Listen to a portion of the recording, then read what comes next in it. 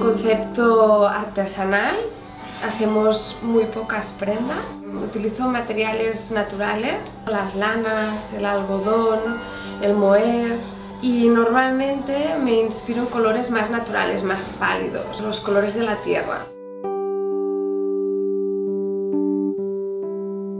El tipo de mujer que he visto es una mujer intelectual del siglo XXI, la cual puede tener una cierta sensibilidad por la parte artística, y que sobre todo esta mujer, cuando se vista de Ingrid Munn, tenga un cuerpo más o menos complicado, se sienta segura y guapa de sí misma.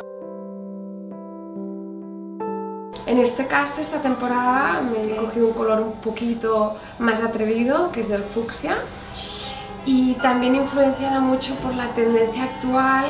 He cogido diferentes materiales, los he mezclado y he hecho para mí lo que sería en mi mundo los estampados actuales.